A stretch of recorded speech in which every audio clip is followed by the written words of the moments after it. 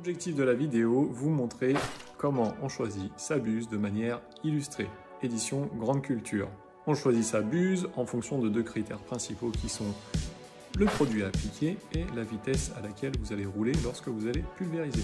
On rentre dans le vif du sujet. Comment on choisit ses buses? C'est réglementé et c'est plein de couleurs. Une couleur, ça correspond à un débit en litres minutes à une pression normalisée. Dans les tableaux sur le choix des buses, vous allez retrouver la couleur, le code ISO, la plage de pression, un débit en litres minutes, une vitesse d'avancement, une dose par hectare, le type des buses. Donc voici les types de buses que nous allons retrouver. Il y a les buses à fente standard, les buses à fente à grand champ de pression, que nous appellerons aussi les buses basse pression, les buses à fente avec passif de calibration, les buses à fente anti-dérive, injection d'air, et enfin les buses à injection d'air basse pression. Pour faire simple, la basse pression crée des gouttes plus grosses, du coup on a moins de dérive mais la répartition est plus hétérogène. Et vice versa sur les autres buses, on va créer des gouttes plus fines, la répartition est plus hétérogène mais on aura plus de dérive. Oui, car une goutte plus petite s'envole plus facilement qu'une grosse goutte. D'ailleurs, ça sert à quoi une buse? Une buse, en fait, ça vous permet de faire des gouttes. Simple, non? Le truc le plus important lors du choix de la buse, ça va être la taille de la goutte, justement.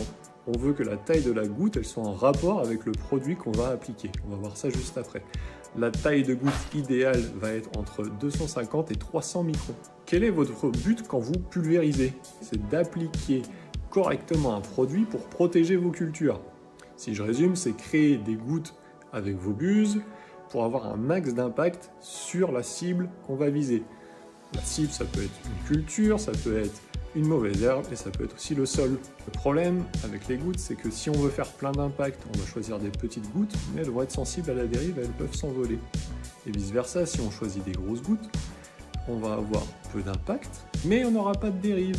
Par contre, les grosses gouttes, ça rebondit aussi sur les cultures.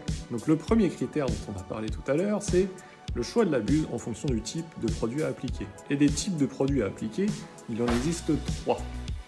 Le premier, ça va être un produit racinaire. Il se transporte de la racine via l'humidité du sol. Le choix de la buse est très simple et beaucoup moins délicat. Parce qu'en fait, du moment qu'on va appliquer le produit sur le sol, on est bon. Le seul truc important, ça va être de limiter la dérive, bien sûr, pour les voisins. Une buse à injection d'air va faire un bon travail dans ce cas-là. Deuxième type de produit, ça va être le produit dit de contact. Il agit là où il tombe. Une goutte, une brûlure. Là, il va falloir multiplier les impacts et les répartir de manière homogène. Plus la cible est couverte, plus le traitement est efficace. Vous allez choisir une buse qui fait des fines gouttelettes pour avoir un maximum d'impact. Et enfin, le troisième type de produit, ça va être le produit systémique. Le produit systémique, c'est le combo entre produit contact et racinaire et foliaire. Parce qu'en fait, ce produit, il va agir là où il tombe, mais il va aussi rentrer par les feuilles et même parfois par les racines. Encore une fois, pour ce genre de produit, le choix de la buse va être un peu moins sensible. Le plus important, ça va être de faire attention à la dérive. Donc buse à injection d'air, dans ce cas-là, c'est toujours un bon choix.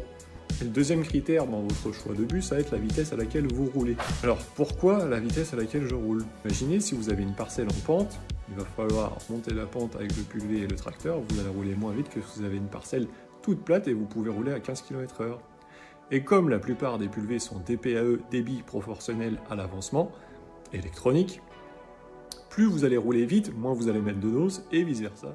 Attention, cette vidéo n'a pas évoqué en détail le reste des facteurs qui influent sur le choix des buses et qui influent sur votre pulvérisation.